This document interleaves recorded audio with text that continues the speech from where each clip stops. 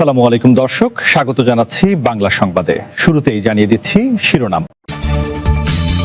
Iran আলোচনা থেকে ইসরায়েলকে প্রায় বাদ দিয়েছে যুক্তরাষ্ট্র, নিউ ইয়র্ক টাইমস। কয়েক ঘণ্টার মধ্যে বিশ্ববাসী সুখবর পাবে, মার্কিন পররাষ্ট্রমন্ত্রী।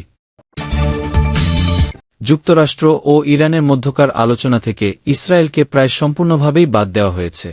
দ্য নিউ ইয়র্ক টাইমসকে এমন তথ্য জানিয়েছেন ইসরায়েলের দুজন প্রতিরক্ষা কর্মকর্তা। টাইমসের প্রতিবেদনে বলা হয়েছে, যুদ্ধবিরতি কার্যকর হওয়ার আগের আলোচনাগুলোতে ইসরায়েল মোটেও যুক্ত ছিল না। ওয়াশিংটন ও তেহরানের মধ্যকার আলোচনার অগ্রগতির বিষয়টি তারা আঞ্চলিক কূটনৈতিক যোগাযোগ ও নিজস্ব গোয়েন্দা নজরদারির মাধ্যমে জানতে পারে। সংবেদনশীল বিষয় হওয়ায় ইসরায়েলি কর্মকর্তারা প্রতিবেদনে তাদের নাম প্রকাশ করতে চাননি। নিউ ইয়র্ক টাইমসের বরাত দিয়ে টাইমস অব ইসরায়েল লিখেছে, যুদ্ধ শুরুর আগে ট্রাম্পের সঙ্গে বেনিয়ামিন নেতানিয়াহুর নিবিড় যোগাযোগ ছিল। তারা ইরানের শাসন ব্যবস্থা বদলের আলোচনায় নেতৃত্ব দিয়েছেন।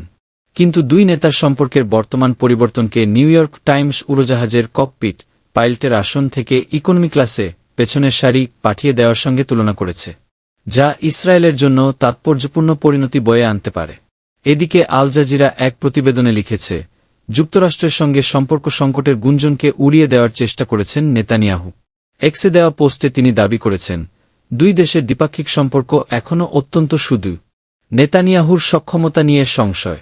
পশ্চিম তীরের রামাল্লাহ থেকে আল জাজিরার সংবাদদাতা নিদা ইব্রাহিম বলছেন, আসন্ন চুক্তিতে ইসরায়েলের লক্ষ্য বা নিরাপত্তা নিশ্চিত করার ক্ষেত্রে নেতানিয়াহুর সক্ষমতা নিয়ে দেশটির ভেতরেই গভীর সংশয় তৈরি হয়েছে।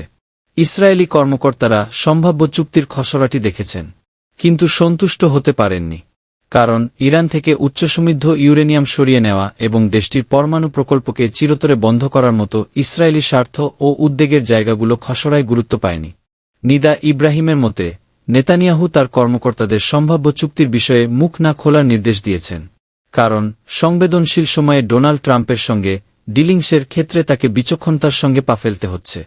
ইসরায়েলে জাতীয় নির্বাচন আসন্ন, আর নেতানিয়াহু গুরুত্বপূর্ণ সেই নির্বাচনের আগে জনগণকে ইরান যুদ্ধে বিজয়ের প্রতিশ্রুতি দিয়েছিলেন। চুক্তিতে ইসরায়েলি স্বার্থ রক্ষা না হলে সেটি নেতানিয়াহুর জন্য বড় পরাজয় হিসেবে গণ্য হবে।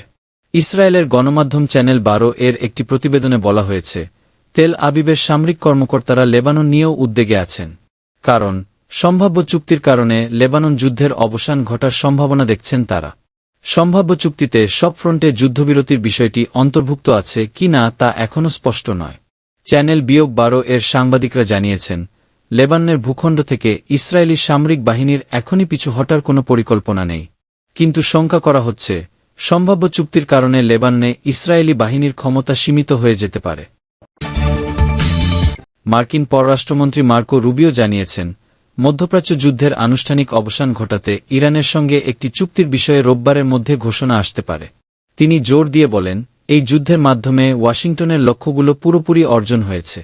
ভারত সফরে থাকা রুবিও সাংবাদিকদের বলেন, আমি মনে করি আগামী কয়েক ঘণ্টার মধ্যে বিশ্ববাসী হয়তো কোনো সুখবর পেতে যাচ্ছে। তিনি আরও বলেন, এই চুক্তি যুক্তরাষ্ট্রকে এমন অবস্থায় নিয়ে যাবে যেখানে প্রেসিডেন্ট ট্রাম্প দেখতে চান, অর্থাৎ ইরানকে কেউ আর পারমাণবিক অস্ত্রধারী দেশ হিসেবে ভয় বা চিন্তা করবে না। এর আগে মার্কিন কর্মকর্তাদের বরাত দিয়ে দ্য নিউ ইয়র্ক টাইমস জানায়, সম্ভাব্য চুক্তির আওতায় ইরান ইউরেনিয়াম সমৃদ্ধ করার পদক্ষেপ থেকে সরে যেতে পারে। এই নিয়ে দৃশ্যমান ইঙ্গিতও পাওয়া গেছে। তবে সবকিছু ঠিক হবে প্রাথমিক চুক্তি এবং এরপরের খুঁটিনাটি নির্ধারণের সময়। টাইমসের এই প্রতিবেদনের আগে ট্রুথ সোশ্যালে পোস্ট দিয়ে ডোনাল্ড ট্রাম্প জানান, যুক্তরাষ্ট্র, ইরান ও অন্যান্য বেশ কয়েকটি দেশের মধ্যে একটি চুক্তি চূড়ান্ত হয়েছে। এটি আনুষ্ঠানিক অনুমোদনের অপেক্ষায় আছে। মার্কিন প্রেসিডেন্ট আরও উল্লেখ করেন, চুক্তিতে অন্যান্য অনেক বিষয়ের পাশাপাশি হরমুজ প্রণালী খুলে দেওয়ার কথাও আছে। তবে এই সম্ভাব্য চুক্তিটি ট্রাম্পের সমর্থক হিসেবে পরিচিত সিনেটর টেড ক্রুজ ও সাবেক পররাষ্ট্রমন্ত্রী মাইক পম্পেওর মতো নেতাদের কাছে সমালোচনার মুখে পড়েছে।